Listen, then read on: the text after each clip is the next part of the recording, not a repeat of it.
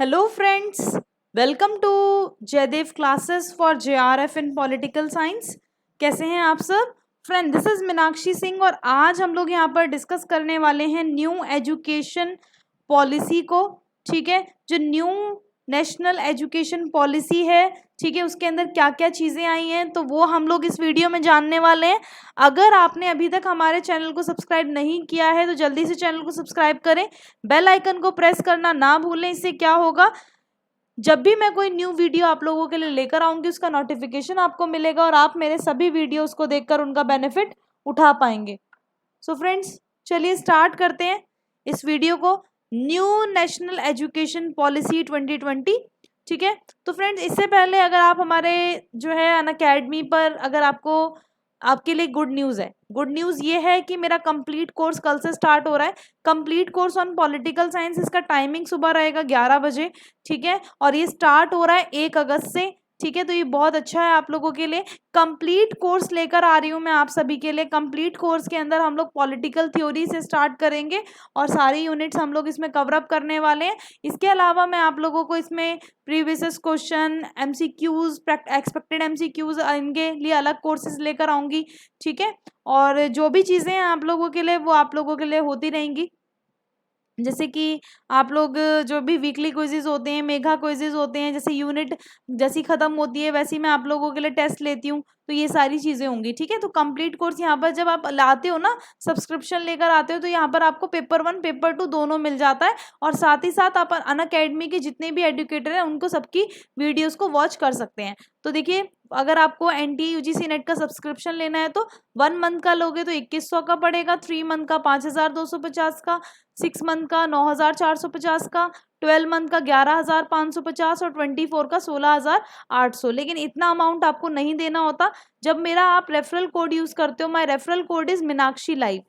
ठीक है, जब आप यूज करोगे Meenakshi live then you can get 10% off on your plus subscription और आपको बहुत ही रिजनेबल प्राइजेस में ये सब्सक्रिप्शन मिल जाता है। ठीक है, साथ ही साथ आप अपने क्रेडिट्स को भी यूज करो। क्रेडिट को यूज करोगे तो इससे क्या होगा, क्रेडिट को यूज करते ही आपको बहुत ही रिजनेबल अमाउंट में ये चीजें मिल जाएंगी। 10% इसका मिल जाएगा और क्रेडिट्स का भी मिल जाएगा, तो दो एक तरह से। लेकिन सबसे पहले आपको क्या करना है, पहले मीनाक्षी लाइव यूज करना है। ठीक है, सबसे पहले क्या करना है, मीनाक्षी लाइव यूज करना है, तब उसके बाद चलिए स्टार्ट करते हैं नई न्यू एजुकेशन पॉलिसी। तो यहाँ पर मैं आप लोगों को नोट्स के अकॉर्डिंग समझाने वाली हूँ। तो अब आपको सारा ध्यान, अगर आप इस वीडियो को सुनते भी हैं तो भी आपको बहुत सारी चीजें समझ में आ जाएंगी। ठीक है, अब हम लोग यहाँ पर डिस्कस करने वाले हैं नई शिक्षा नीति, न्यू एजुकेशन पॉलिसी। तो क्या क्या बदलाव आए हैं, क्या क्या चीजें हुई हैं, तो वो मैं आप लोगों को सबसे पहले बता देती हूँ। सबसे पहले जो मैंने आज आप लोगों के लिए करंट अफेयर्स में डाला था, ठीक है, मैंने आप लोगों के लिए जो करंट अफेयर्स में डाला था कि नाम चेंज कर दिया गया है। ठीक है, नाम चेंज कर दिया गया है, आपको पता ही होगा। ठीक है, तो सबसे पहले आप लोगों को यही चीज पता होनी चाहिए, क्या चीज, कि जो आपका यूनियन कैबिनेट है हमारी, ठीक है, तो यूनियन कैबिनेट ने ये डिसाइड किया कि जो भी आपकी जो MHRD है, ठीक है, MHRD एक तरह से हम बोलेंगे कि MHRD थी, है ना, M फॉर मिनिस्ट्री, ठीक है, M for ministry, H for human, R for resource. आप सोच रहे होगे मैम ये क्यों बता रही हैं, तो हमें पता है, बट कोई बात नहीं बच्चों, ठीक है, आपको पता होना चाहिए। ठीक है, तो ये था आपका full form, ministry of human resource development. ठीक है, तो ये MHRD, तो इसका नाम चेंज करके क्या कर दिया गया है, इसका नाम चेंज करके कर दिया गया है मिनिस्ट्री ऑफ एजुकेशन। अब आपको MHRD बोलने की जरूरत नहीं है, अब सीधा आपको क्या बोलना है, मिनिस्ट्री ऑफ एजुकेशन। ठीक है, तो नाम बदल दिया गया है। सबसे इंपॉर्टेंट चीज जो आप लोगों के लिए आज की डेट में जो मैं बता रही हूं, तो मिनिस्ट्री ऑफ एजुकेशन, MHRD, जो मिनिस्ट्री ह्यूमन रिसोर्स डेवलपमेंट कही जाने वाली वो थी, ठीक है, जो इसको कहा जाता था, तो यूनियन कैबिनेट ने ये मिनिस्ट्री ऑफ एजुकेशन इसका नाम रख दिया है। ठीक है, तो ये चीज ध्यान रखिएगा और इसका नाम अब चेंज हो गया है, तो ये चीज ध्यान रखिएगा। अब हम लोग डिस्कस कर लेते हैं न्यू एजुकेशन पॉलिसी को। नई शिक्षा नीति के अंदर क्या क्या चीज़ें की गई हैं वो चीज़ें हम लोग देखेंगे। तो यहाँ पर क्या किया गया है, जो न्यू एजुकेशन पॉलिसी है, तो न्यू एजुकेशन पॉलिसी 2020 अगर हम देखें तो इसके अंदर कुछ सुधार किए गए हैं, कुछ चेंजेस किए गए हैं। उन सुधारों को आज हम लोग यहाँ पर डिस्कस करेंगे, ठीक है, कि किस तरीके से स्कूलों में, ठीक है, स्कूल हो गए हमारे, हायर एजुकेशन हो गई, हायर एजुकेशन हो गई एक तरह से, तो उनमें क्या क्या बदलाव किए गए हैं, तो उनको आज हम लोग समझेंगे। तो नई शिक्षा नीति अगर हम देखें तो इसको कब स्टार्ट किया गया है, न्यू एजुकेशन पॉलिसी 2020 को। तो सबसे पहले आपको ये पता होना चाहिए न्यू एजुकेशन पॉलिसी जो थी वो कब लाई गई, तो ये लाई गई है 29 जुलाई 2020 को। 29 जुलाई 2020 को ये लाई गई है बच्चों। मुझे थोड़ा इंपॉर्टेंट लगा ये टॉपिक, थोड़ा नहीं बहुत इंपॉर्टेंट है बच्चों, ठीक है, इसीलिए मैं थोड़ा सा लेट बना रही हूँ, 31 को बना रही हूँ आज ये वीडियो, ठीक है। तो ये आपको ध्यान रखना है, जो ये नाम चेंज हुआ है ना, तो ये कल चेंज हुआ है, ठीक है, ये नाम तो कल चेंज हुआ है, 30 जुलाई 2020 में हुआ है ये नाम चेंज, और ये 29 जुलाई को आई है, ठीक है। तो ये चीजें ध्यान रखनी है, 29 जुलाई 2020 को न्यू एजुकेशन पॉलिसी को लाया गया, ठीक है। और इसमें क्या किया गया है, जो कैबिनेट है, ठीक है, अगर हम देखें जो केंद्रीय कैबिनेट है, तो केंद्रीय कैबिनेट के अंदर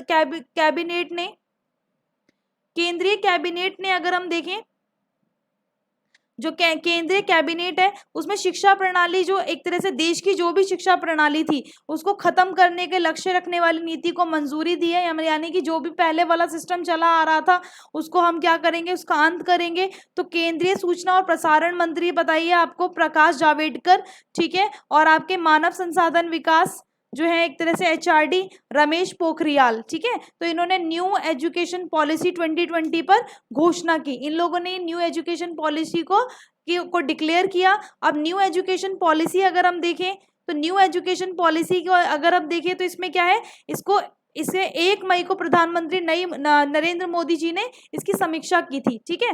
तो 1 मई, ठीक है, ये जो नरेंद्र मोदी जी ने 1 मई 2020 को हमारे प्रधानमंत्री यानी PM नरेंद्र मोदी जी ने इसकी समीक्षा की थी, ठीक है, इसको एनालाइज किया था, देखा था कि हाँ भाई ये ठीक रहेगी एक तरह से। और जो आपका इसरो है यानी भारतीय अंतरिक्ष अनुसंधान संगठन, ठीक है, उनके नेतृत्व जो विशेषज्ञ हैं उनके लिए एक तरह से जो मतलब ड्राफ्ट तैयार किया गया, जो मसौदा तैयार किया गया था वो उनके द्वारा तैयार किया गया था। मतलब जो आपका इसरो है ना, इसरो के जो भी साइंटिस्ट हैं, जो भी विशेषज्ञ हैं, ठीक है, एक तरह से तो उन्होंने ही इन चीजों को पूरा अच्छे से करा है। तो यहाँ पर ध्यान रखिएगा, न्यू एजुकेशन पॉलिसी जो 2020 है इसके अंदर क्या क्या चीजें रखी गई हैं, ठीक है, वो हम लोग यहाँ पर देखेंगे। इसके अंदर देखते हैं कि इसमें क्या क्या चीजें की गई हैं। तो सबसे इंपॉर्टेंट चीज अगर हम देखें तो इसमें पाठ्यक्रम जो था हमारा, जो करिकुलम था एक तरह से, ठीक है, जो भी हमारा करिकुलम था, ठीक है, तो करिकुलम के अगर हम देखें स्कूलों में जो भी चीजें होती हैं, ठीक है, उनके लिए क्या किया गया है, जो 6 से 8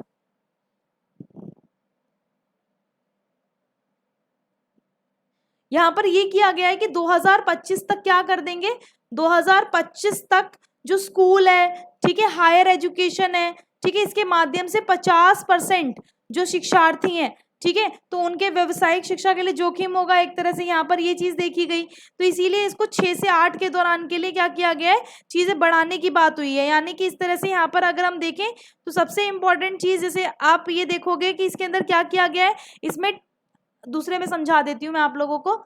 यहाँ पर क्या किया गया है, जो 10+2 था, ठीक है, 10+2, तो system will be divided into, तो इसको डिवाइड कर दिया गया है। जो ये 10+2 सिस्टम था, ठीक है, तो इस सिस्टम को किसमें डिवाइड कर दिया गया है, इसमें डिवाइड किया गया है 5+3+3+4 फॉर्मेट के अंदर, ठीक है। तो ये 5+3+3+4 में फॉर्मेट में इसको डिवाइड कर दिया गया है। तो ये चीज ध्यान रखिएगा, इस फॉर्मेट के अंदर डिवाइड किया गया है 10+2 को, ठीक है।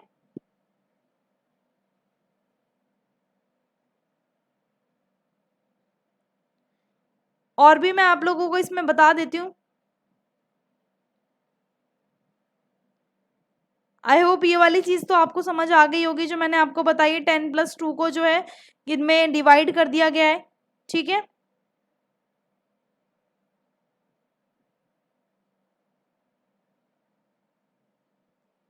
ठीक है, 10+2 सिस्टम को क्या किया गया है, 5+3+3 फॉर्मेट के अंदर डिवाइड कर दिया गया है, ठीक है।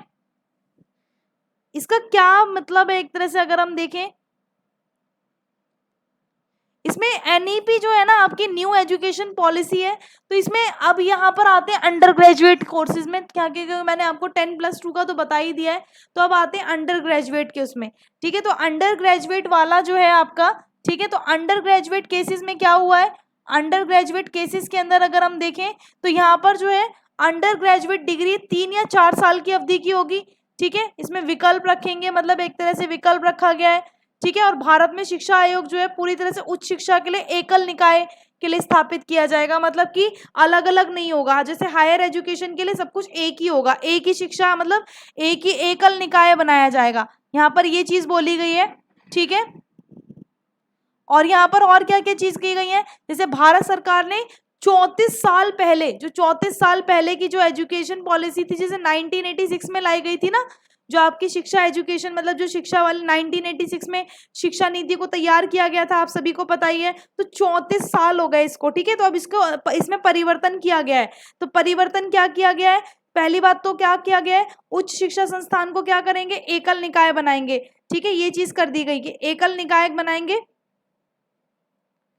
ठीक है, एकल निकाय बनाएंगे। और दूसरा जो डिग्री पाठ्यक्रम है, ठीक है, उसके अंदर प्रवेश और निकाय के विकल्प रखेंगे, जैसे डिग्री पाठ्यक्रम होते हैं ना उन चीजों में। एमफिल प्रोग्राम, यहाँ पर सबसे इंपॉर्टेंट जो चीज है, क्या एमफिल वाले स्टूडेंट जो है, ठीक है, 2 मिनट रुकिएगा, ये चल नहीं रहा है एक्चुअली,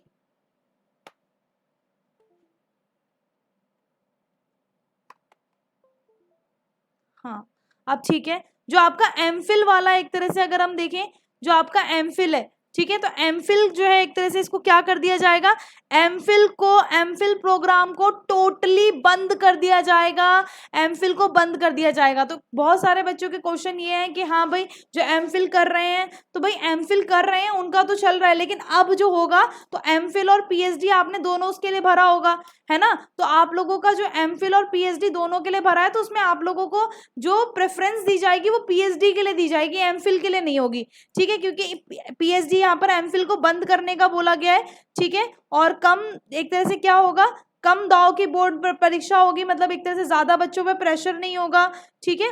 विश्वविद्यालयों के लिए जो भी परीक्षा होगी 6 से 14 वर्ष के लिए जो अनिवार्य शिक्षा है, ठीक है, 3 से 18 वर्ष इसमें कर दी गई है, यानी कि पहले क्या थी, 6 से 14 वर्ष थी ना, 6 से 14 वर्ष क्या थी, नेसेसरी एजुकेशन थी, अनिवार्य शिक्षा थी, तो इसको क्या कर दिया गया है, अब इसको 6 से 14 वाले को अब कर दिया गया है आपका 3 से 18 कर दिया गया है, मतलब 3 से 18 साल तक एक तरह से नेसेसरी एजुकेशन दी जाएगी। और न्यू पाठ्यक्रम में क्या होगा, जैसे न्यू जो स्कूल पाठ्यक्रम है, इसमें 3 से 6 साल के बच्चों को क्या होगा, जो 3 से 6 साल के बच्चे हैं, 3 से 6 साल के जो तीसरी से छठी वर्ष की आयु के बच्चे हैं, उनको एक तरह से 3 साल की उम्र में एक तरह से छोटी छोटी चीजें सिखाई जाएंगी, मतलब जो से हमारी जो एक लाइफ होती है ना, हमारे उम्र के जो उजागर किए गए जो मतलब जो एक तरह से स्टार्टिंग में जिन चीज़ों को सिखाना चाहिए, जैसे अभी आजकल जो चीज़ें दी जाती हैं, जैसे प्राइवेट स्कूल्स में देखते हो आप, तो उनसे परिचय दिया जाएगा, ठीक है, एक तरह से आंगनवाड़ी, प्री स्कूल, ये सब चीज़ें भी शिक्षा होगी, ठीक है। और बचपन की देखभाल करने के उस पर भी जोर दिया गया है। और 10+2 को मैंने आपको बताई है, इसको चेंज कर दिया गया है, इसको किस में कर दिया गया है, 10+2 संरचना को 5 से 3+3+3+4 कर दिया गया है, यानी कि देखो ऐसे,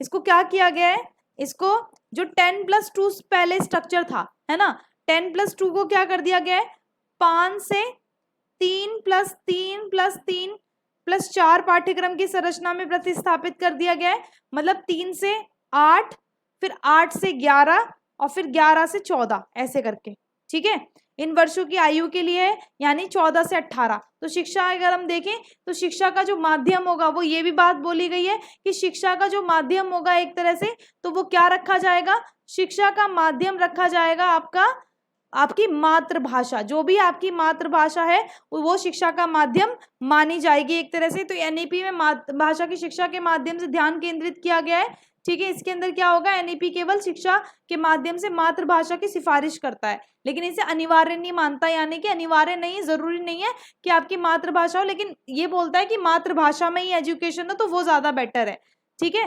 तो एक तरह से यहाँ पर है। और यहाँ पर कम ग्रेड 5 तक शिक्षा का माध्यम, लेकिन अधिकतम ग्रेड 8 अगर हम देखें तो घर की भाषा, मातृभाषा, क्षेत्रीय भाषा होगी जिसमें आपको पढ़ाई कराई जाएगी। ठीक है, ये चीज ध्यान रखना।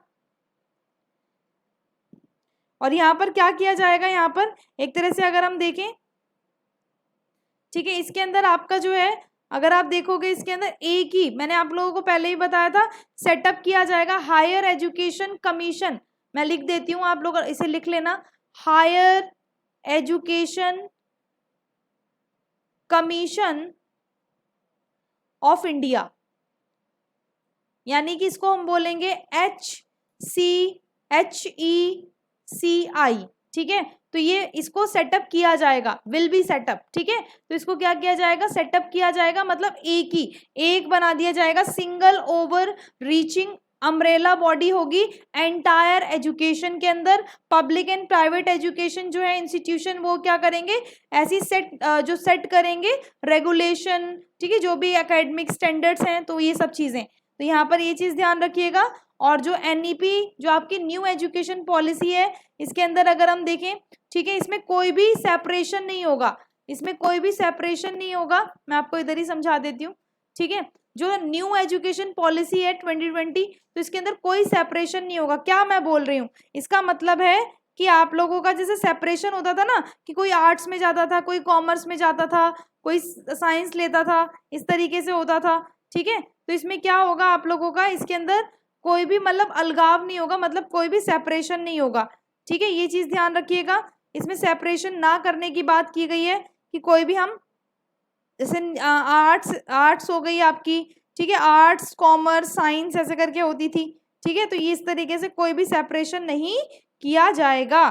ठीक है, तो यहाँ पर ये बात समझ आ गई होगी। और दूसरी चीज, higher education commission of India setup किया जाएगा। ठीक है, और यहाँ पर एक तरह से कोई भी सेपरेशन नहीं होगा आर्ट एंड साइंस में, बिटवीन करिकुलम और एक्स्ट्रा करिकुलम एक्टिविटीज के अंदर। वोकेशनल और एकेडमिक स्ट्रीम में स्टूडेंट जो हैं सिलेक्ट करेंगे अपने खुद के सब्जेक्ट्स को, जो भी उनको मतलब पसंद आते हैं उनकी स्ट्रीम के अकॉर्डिंग। और वोकेशनल एजुकेशन स्टार्ट की जाएगी, वोकेशनल एजुकेशन स्टार्ट की जाएगी आपकी, जो वोकेशनल एजुकेशन है। ठीक है, तो वोकेशनल एजुकेशन को स्टार्ट किया जाएगा स्कूलों में, कहाँ से, 6th ग्रेड से, मतलब 6th क्लास से एक तरह से स्टार्ट किया जाएगा। ठीक है, और इसके अंदर इंक्लूड किया जाएगा इंटर्नशिप को, तो ये ध्यान रखना। और न्यू एजुकेशन पॉलिसी की जब हम बात करते हैं, तो इसमें डिग्री जो होगी, अंडर ग्रेजुएट डिग्री होगी, तो वो हो सकती है 3 या 4 साल की हो सकती है। जैसे अभी आप देखोगे 3 साल की होती है ना, तो इसमें कॉलेज जो है मैंडेट करेंगे सर्टिफिकेट। ठीक है, कंप्लीटिंग 1 ईयर इन डिसिप्लिन और field including vocational professional areas में, diploma after 2 years of study, bachelor degree 3 year program, इस तरीके से। यानी कि आपका टोटली जो है आपका यहाँ पर क्या होगा, 6% ऑफ GDP लगेगा एजुकेशन के अंदर। ठीक है, कितना लगेगा, 6% लगेगा एजुकेशन में। ठीक है, और यहाँ पर कोई भी सेपरेशन नहीं होगा साइंस एंड आर्ट्स स्ट्रीम के अंदर। एवरी चाइल्ड जो है will come out school adapt at least and 1 skill, मतलब एक तरह से कुछ ना कुछ स्किल। MHRD का नाम जो है वो क्या कर दिया गया, एजुकेशन मिनिस्ट्री कर दिया गया है। नेशनल एजुकेशन टेक्नोलॉजी फोरम की बात की गई है इसके अंदर, न्यू एजुकेशन पॉलिसी के अंदर। कॉमन एंट्रेंस एग्जाम होगा फॉर ऑल हायर एजुकेशन। ठीक है, तो एक ही बॉडी सेटअप की जाएगी, higher education commission of India को सेटअप किया जाएगा। ठीक है, और साथ ही साथ ऑल बेस्ड असेसमेंट्स होंगे, टेस्ट नॉलेज एप्लीकेशन होगी, कोडिंग फ्रॉम क्लास 6। ठीक है, कोडिंग स्टार्ट की जाएगी क्लास 6 के बाद से। ई कोर्सेज होंगे रीजनल लैंग्वेजेस में, मैंने जैसे आपको बताया मातृभाषा में, मातृभाषा हो गई थी, लेकिन मातृभाषा जरूरी नहीं है, आपकी रीजनल लैंग्वेज भी हो सकती है। ठीक है, तो ये चीज ध्यान रखिएगा। ठीक है, ये इंपॉर्टेंट है आप लोगों का। आई होप आप लोगों को न्यू एजुकेशन पॉलिसी समझ आई होगी। अगर ये वीडियो आपको पसंद आई तो जरूर लाइक करें। And thanks for watching, bye bye to all.